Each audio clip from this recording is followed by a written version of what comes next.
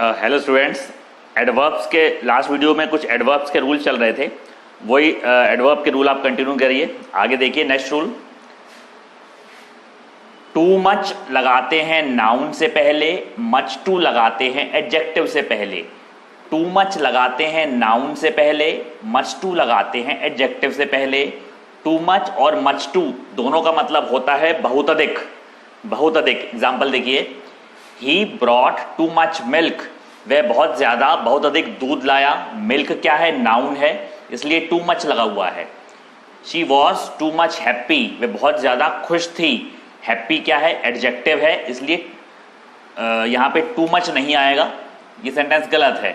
यहां पे much to आएगा, यहां पे टू मच नहीं आएगा, मच टू आएगा। क्यों? Because happy is an adjective, तो नाउन से पहले टू मच आएगा, एडजेक्टिव से पहले मच टू आएगा। जैसे सेंटेंस है, Gita is much too intelligent.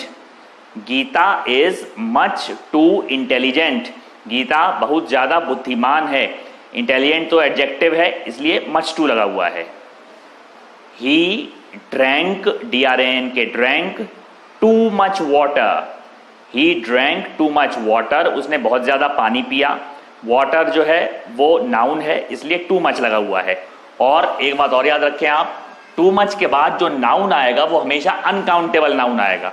Too much के बाद जो नाउन आएगा वो अनकाउंटेबल नाउन आएगा हमेशा, क्योंकि मच यूज करते हैं अनकाउंटेबल चीज के लिए। Is that clear? ये रूल आपको क्लियर हो गया होगा। नेक्स्ट रूल देखिए, एगो लगाते हैं समय काल के लिए, बिफोर लगाते हैं निश्चित समय के लिए। एगो समय काल के लिए, बिफोर निश्चित समय के लिए। ही वेंट देयर बिफोर 2010, वह वहां 2010 से पहले गया। 2010 निश्चित साल दिया हुआ है, बिफोर लगा हुआ है। He went there 5 years ago, वह वहां 5 साल पहले गया। यहां पे कोई निश्चित टाइम नहीं दिया हुआ है, इसलिए एगो लगा हुआ है। एगो और बिफोर, एगो और बिफोर दोनों का मतलब होता है पहले, मगर बिफोर लगाते हैं निश्चित समय के लिए, एगो एक समय काल के लिए। इसमें एक मेन डिफरेंस ये भी है, जिससे आप देख सकते हैं कि बिफोर आएगा या एगो आएगा। जो इस सेंटेंस में टाइम क्या है? तो 10, तो बिफोर टाइम से पहले आता है। इस सेंटेंस में टाइम क्या है? 5 years। एगो यहां पे लगा हुआ है, तो एगो जो होता है वो टाइम के बाद में आता है। बिफोर टाइम से पहले आता है हमेशा, और एगो जो भी टाइम दिया हुआ हो उसके बाद में आता है। और ये निश्चित समय, समय काल वाली बात तो है ही, ये वाली बात याद रखना आप। समय से पहले आता है बिफोर, समय के बाद में आता है एगो।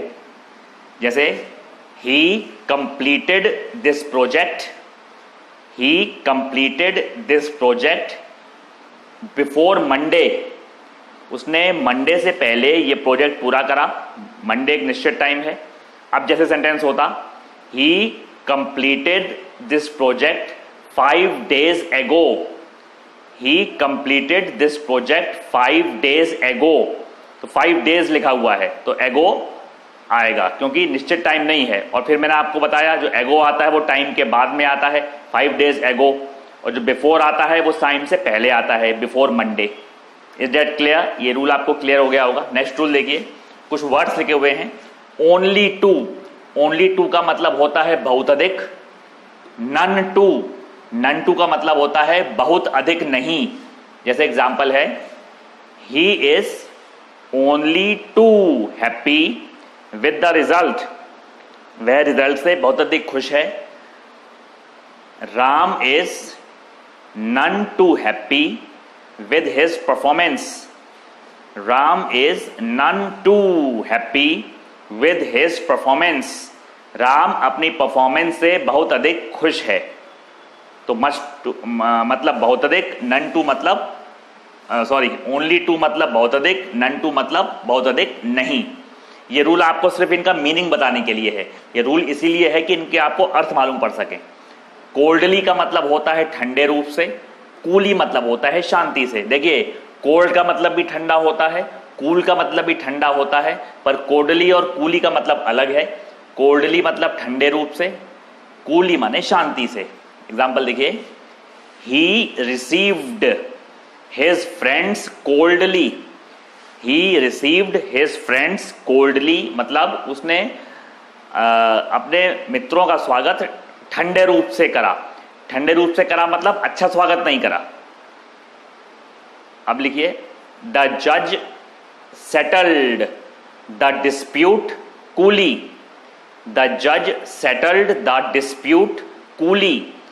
जज ने मतभेद को शांति से निपटा दिया। तो कूली माने शांति से, कोल्डली मतलब ठंडे रूप से। नेक्स्ट देखिए, वार्मली मतलब गर्मजोशी से। ये कोल्डली का एंटोनिम होता है वार्मली। हॉटली मतलब गुस्से से। इसमें भी देखिए, वार्म माने भी गर्म होता है, हॉट माने भी गर्म होता है। वार्मली और हॉटली का मतलब अलग है। वार्मली मतलब गर्मजोशी से, हॉटली मतलब गुस्से से।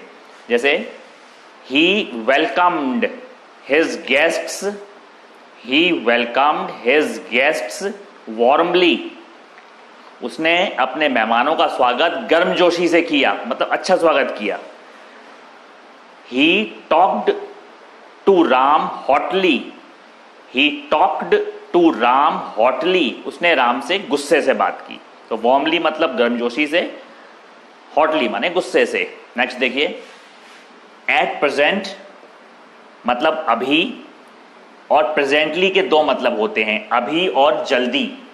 एट प्रेजेंट मतलब अभी, और प्रेजेंटली मतलब अभी या फिर जल्दी। देखिए, at present he is in the room, अभी वह कमरे में है। इसमें प्रेजेंटली भी आ सकता है। Presently he is in the room, अभी वह कमरे में है। मगर प्रेजेंटली का एक मतलब और भी होता है, जल्दी। आई शैल complete this work presently, I shall complete this work presently। मैं इस काम को जल्दी निपटाऊंगा। आप ये भी बोल सकते हैं अभी निपटाऊंगा, क्योंकि प्रेजेंटली के दो मतलब हैं, अभी और जल्दी। At present he is studying, at present he is studying, अभी वह पढ़ रहा है। यहां पे प्रेजेंटली भी आ सकता है। बाकी फिर आपको सेंटेंस देख के मालूम पड़ेगा। नेक्स्ट देखिए, लेटली और रिसेंटली, इन दोनों का मतलब होता है हाल ही में। इन दोनों का मतलब होता है हाल ही में, मतलब थोड़े समय पहले। पर इन दोनों में डिफरेंस होता है। पास्ट इंडेफिनिट का अगर सेंटेंस है तो सिर्फ रिसेंटली आएगा।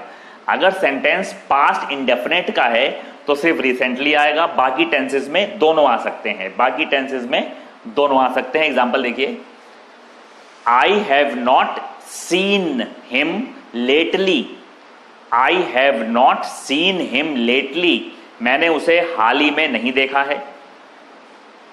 लिखो, he has not gone there recently, he has not gone there recently, वह वहां हाल ही में नहीं गया है। यहां पे lately भी आ सकता है, पहले वाले में भी recently आ सकता है। I did not call him recently, I did not call him recently, मैंने उसे हाल ही में नहीं बुलाया। यहां पर लेटली नहीं आ सकता है, क्योंकि सेंटेंस ये पास्ट इंडेफिनिट का है। तो अगर पास्ट इंडेफिनिट का सेंटेंस होगा तो रिसेंटली ही आएगा।